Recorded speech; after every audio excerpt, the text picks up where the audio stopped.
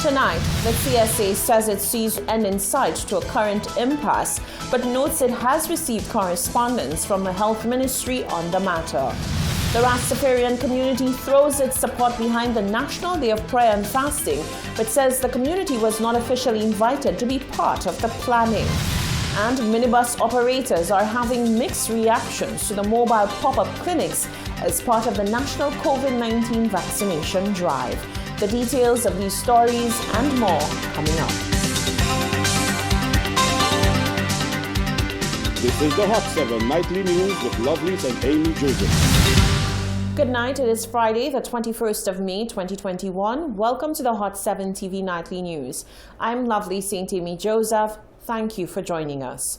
So far, there is no end in sight to an industrial impasse where the CSA has instructed its members not to sign contracts by the Ministry of Health for the Millennium Heights Medical Complex transition. The ministry has responded to the CSA's letter of concern, but the CSA's General Secretary says what is needed is a meeting of the parties. He says until such time, none of the CSA's members should feel intimidated to sign the Health Ministry's contract. He says the position is no signatures to contracts. The St. Lucia Civil Service Association, CSA, has received a response from the Ministry of Health with regard to the association's letter expressing concern about contracts for the transitioning to the Millennium Heights Medical Complex. CSA General Secretary Claude Paul says while the response is appreciated, he does not foresee an imminent resolution to the current impasse. I don't think that this dispute is near an end because as currently presented, these contracts, we would advise our members to refrain from signing them until either they are adjusted or we have some other means to secure their employment in the public service, notwithstanding what is said in the Act, but we still believe that there are certain aspects of this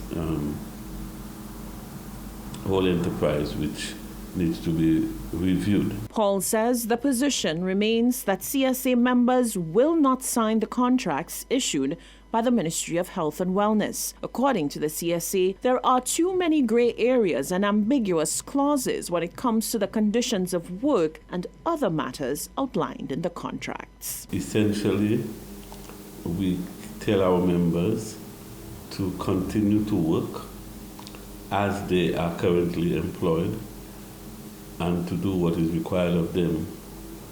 But however, the question of signing a document which we believe is not appropriately worded for the purpose at hand should not be done by them. So please do not be intimidated by whatever tactics that are being used to force you into signing a document that you don't want to sign.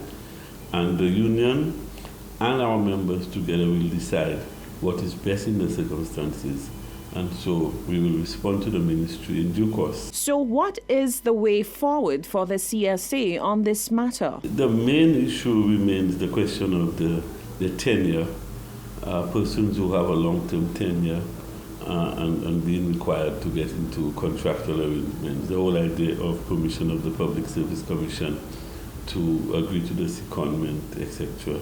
And some of the wording of the contract has some clauses which our members found to be offensive. And so we believe that there should be some adjustments made in that approach. I can confirm that we have received a response from the Ministry of Health to our letter dated April 20th. We got a letter yesterday. And so we are currently examining the contents of the letter to determine whether they adequately address the issues that we have raised.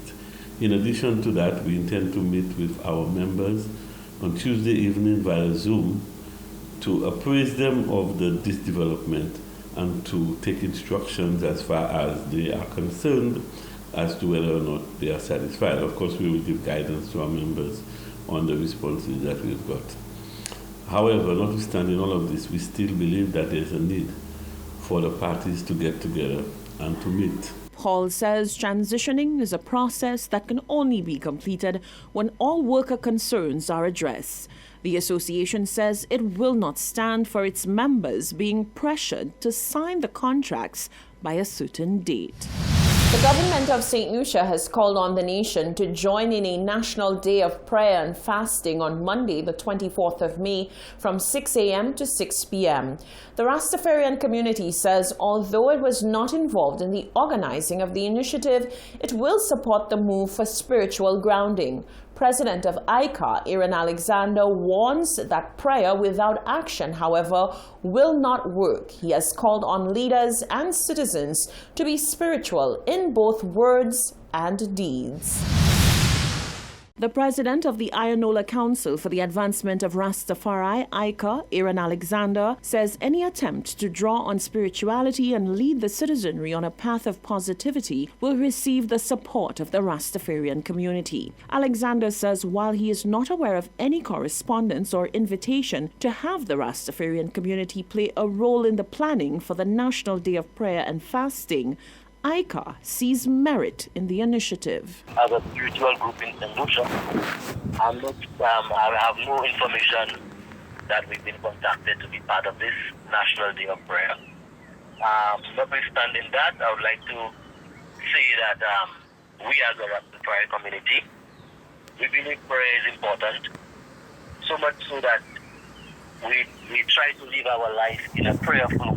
However, Alexander says a National Day of Prayer and Fasting should not be used as a distraction or a means of deceiving the masses. Furthermore, he argues everyone needs to exhibit a prayerful life and not just talk about it. If our leaders, in particular, are not displaying that high sense of brotherhood, that sense of spirituality, whether it be in the House of Parliament, whether it be in their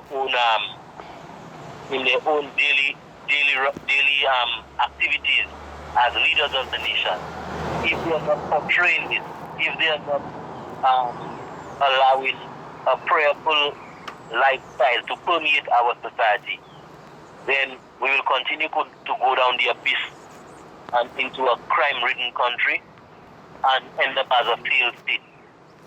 So I'm appealing to St. Lucians, I'm appealing to our leaders in particular, to look into themselves, in the depths of their souls. Start with the man in the mirror.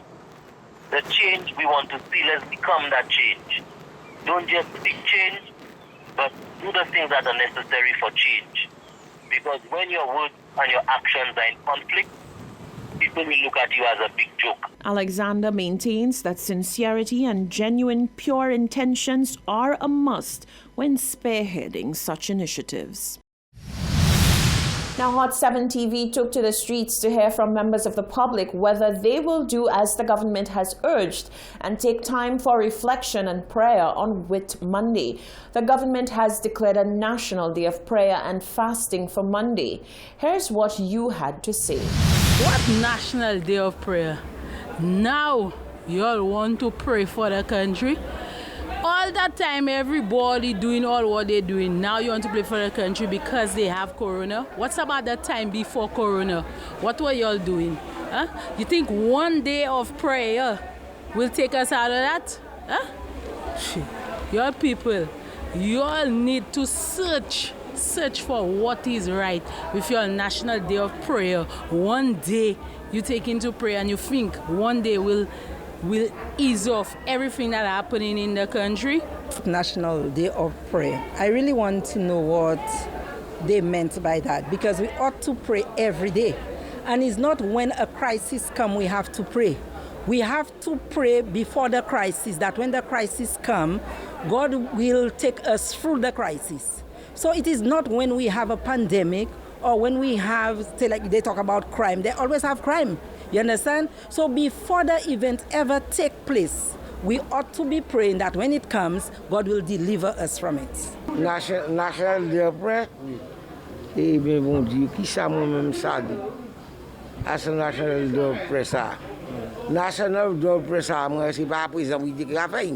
Ça, c'est supposé pour faire quand t'es moun qui a mon pays, quand t'es crime qui a fait, méchanceté qui a fait, pas de travail, pas de l'argent, moun an mize, ek sa cholma sou denye le, I ka fe National Day of Prayer, mande se National Day of Prayer I ka fe la.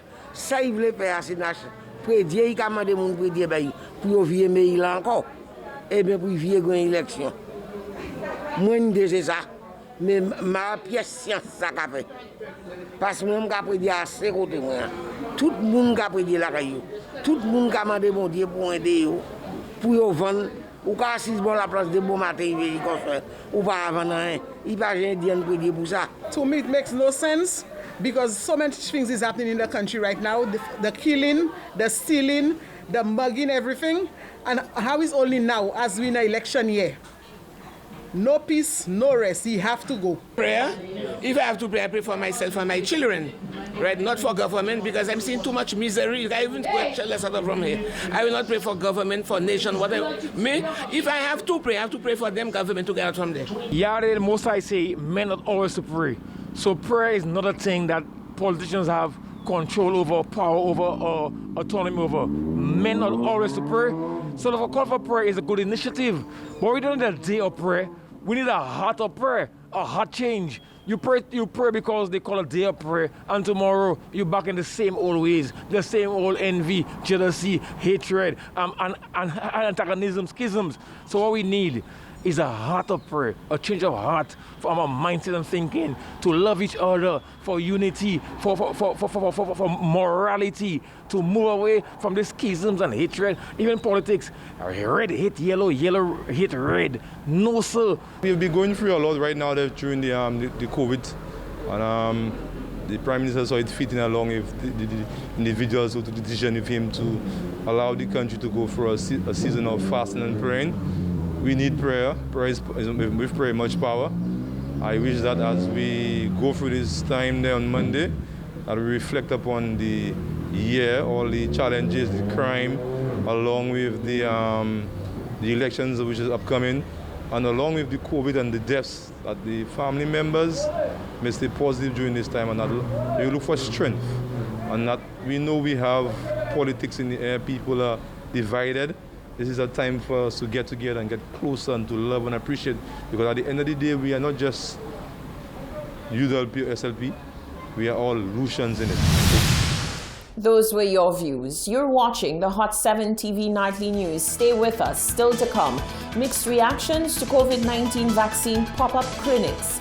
Is the COVID spike in India affecting the availability of medicines here in St. Lucia? And PAHO advises against relaxing COVID-19 protocols just yet. That and more after the break.